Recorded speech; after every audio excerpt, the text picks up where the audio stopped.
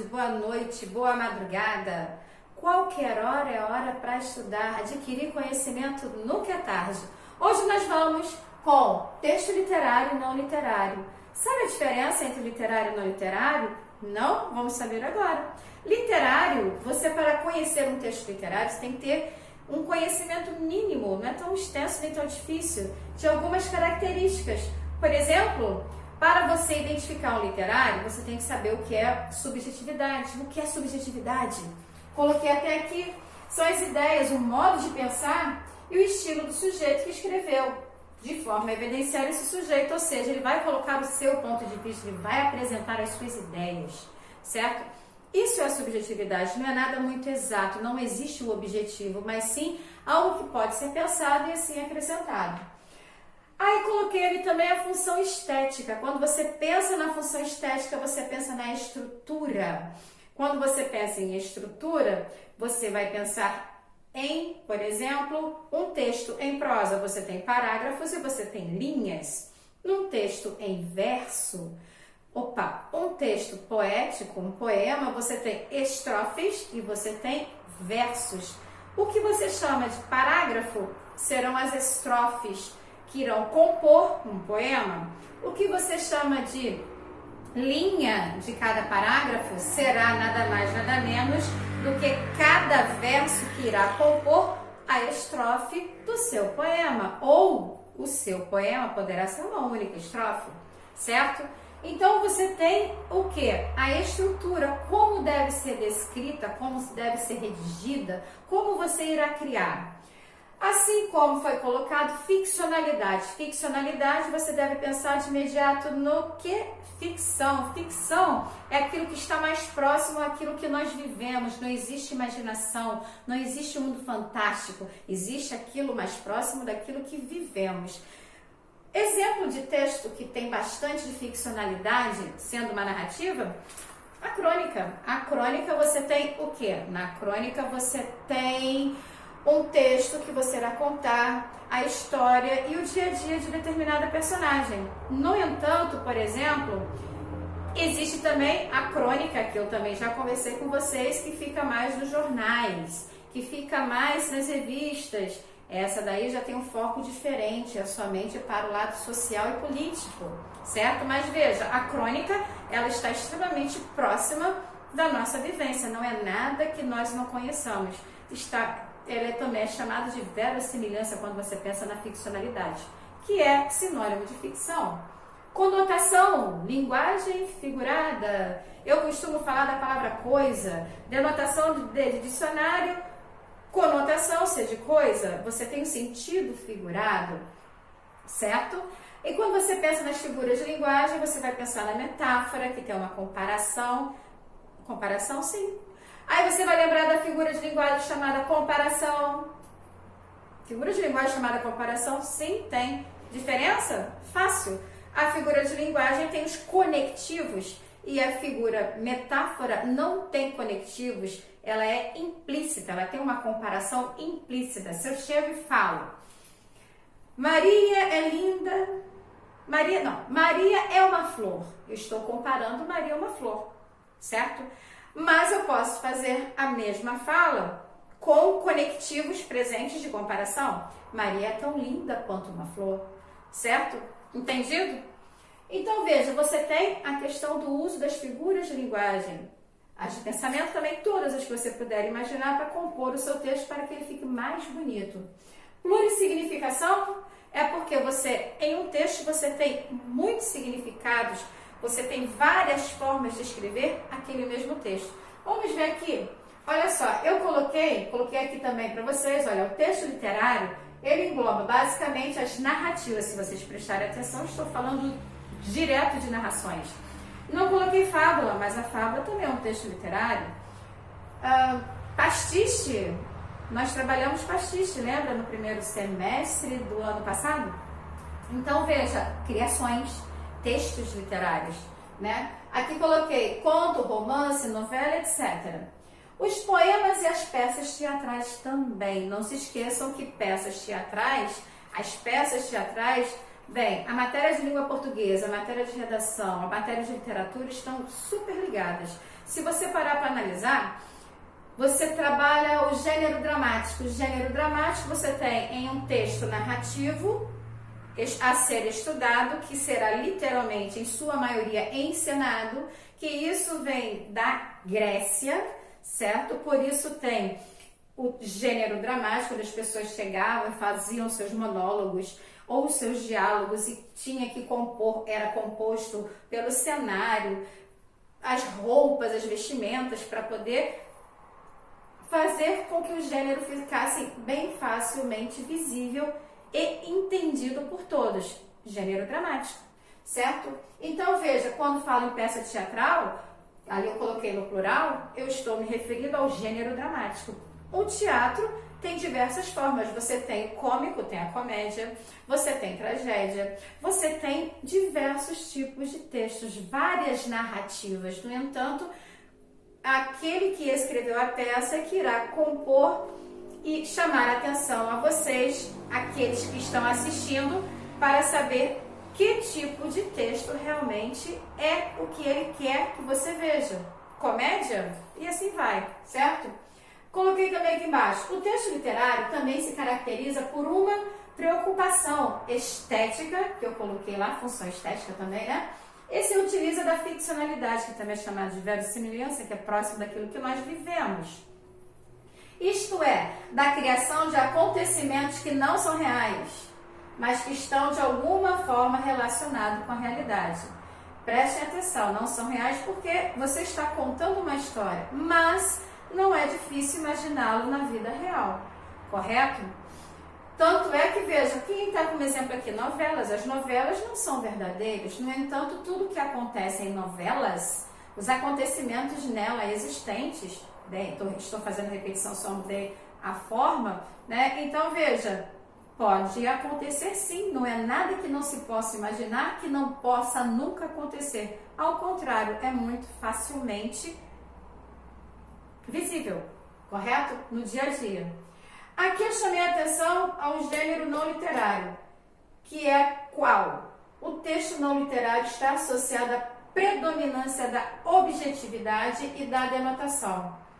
Vou falar mais. Veja, quando eu coloquei subjetividade lá em cima, apresenta as ideias, o modo de pensar e o estilo de sujeito que o escreveu. Quem foi que escreveu, né? Escreveu aquele sujeito, correção. De forma a evidenciar esse sujeito, quer chamar a atenção a ele. Botei aqui como número 1 porque eu vou voltar para cá, tá? Função estética, o que foi que eu falei? Evoca, não coloquei nessas palavras, falei de uma forma mais simples, fica mais fácil, né? Evoca somente a ideia de beleza. Belo como um conceito filosófico. É algo sentido, percebido pela sensibilidade de quem o vivencia. Quando eu penso no estético, realmente eu tenho vários pensares. Quando eu falo do filosófico, porque ele tem várias formas de pensar, ele se apresenta de uma forma diferente. Quando você pensa na função da estética e nesse belo, nessa beleza, você tem algo a sentir, não é simplesmente ler, você sente de uma forma muito bonita, geralmente, tá? Ficcionalidade, criação artística, pode estar próximo de experiência vivida, denominada verossimilhança. Criação artística, que é o melhor exemplo, que eu posso até colocar como sendo a própria novela. Tem novelas, assiste quem quer. Mas até mesmo se você não assistiu, uma parte você já viu, ou você ouviu, ou você escuta, mas assim, tá tudo muito próximo daquilo que pode sim viver acontecer no nosso dia a dia. Conotação, a linguagem figurada, já falei para vocês bastante sobre ela. A plurissignificação permite múltiplas leituras, carregado de significados, motivador de várias interpretações. Veja só, eu tenho um texto com várias formas, vários falares. E dependendo de quem esteja lendo, poderá ler aquele texto naquele momento de uma forma ou de outra. Alguém pode sentir-se tocado por algo belo ou por algo muito sentido, como vem aqui na função estética, certo? Agora sim, o texto não literário. Começo por aqui eu chamei a atenção que está associada à predominância da objetividade e da denotação. Denotação você fala o sentido real da palavra, você estará sendo objetivo, como ele coloca, como por exemplo, jornal, revista. Você tem a objetividade da informação, de informar algo e não contar algo, criar uma história. Você não cria, você trabalha com aquilo que é exato. Você está informando, certo? Depois, 2, caráter. Eu esqueci da seta. Gente, tem a seta aqui. Caráter informativo e argumentativo. Caráter informativo e argumentativo. Tem menor probabilidade de serem enquadrados como arte literária.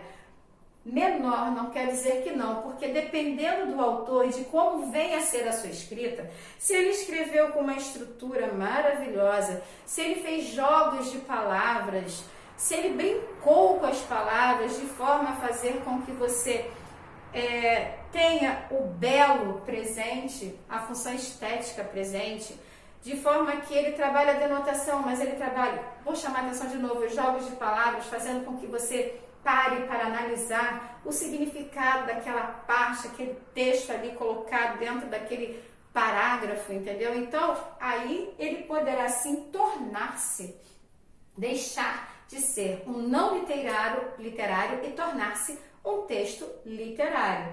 Haja vista que há alguns que demoram um pouco, mas acontece, mesmo que eu tenho texto hoje. E isso também vai dependendo do tempo, porque o texto não literário também está ligado a um tempo histórico, depende, né, do que estará sendo apresentado, se tem um conteúdo de autoridade, de verdade, para que ele possa ser ali colocado como literário.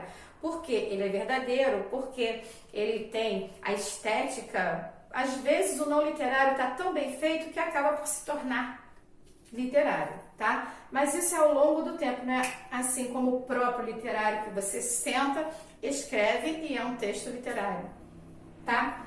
3, necessário ter relevância histórica. Acabei de falar isso com vocês. 4, mesmo em um texto de caráter, aqui tem a cena, não esqueci, viu? Objetivo, é possível identificar marcas da literalidade, eu estava comentando há pouco. Preocupações estéticas ou emprego de conotação, por exemplo. Conotação é o sentido figurado. Pode ser que tenha, mas até porque coloca a conotação e faz o jogo de palavras. Não é uma matéria difícil, gente. Veja só, texto literário e texto não literário. 1, 2, 3, 4, só tópicos. Agora, subjetivo, sabemos, criação, ideias. Função estética, a estrutura, como está sendo composta, né, a beleza, os pensamentos, aquele pensamento que leva ao coração, que faz você sentir, que faz você imaginar realmente como aquilo ali seria vivido. Ficcionalidade, você está próximo daquilo que é vivido por muitas pessoas, a verossimilhança. Isso é verossimilhança, está próximo da ficção, próximo da realidade. Próximo da ficção, porque ficcionalidade, palavra derivada, tá? Conotação, sentido figurado. Eu apresentei, falei para vocês de algumas figuras de linguagens. E plurisignificação, múltiplas leituras. Às vezes eu leio um texto e eu interpretei de uma forma naquele momento. Mas acontece que pode ser interpretado de uma outra forma por uma outra pessoa em determinado momento, porque cada uma vive um momento de X e Y, tá? Então vamos lá, lemos o mesmo texto. Essa está mais vulnerável, essa não, essa aqui de repente sentiu mais o texto do que a que vem aqui do lado, certo? Então assim, são formas diferentes de falar. Espero que vocês tenham gostado. Estamos chegando na semana de provas, hein, galera? Não se esqueçam das narrações, foco narrativo, de todas as regras que eu sempre coloco para a prova, certo? E que vocês já sabem, já conhecem, tenho certeza disso, que farão belíssimas provas.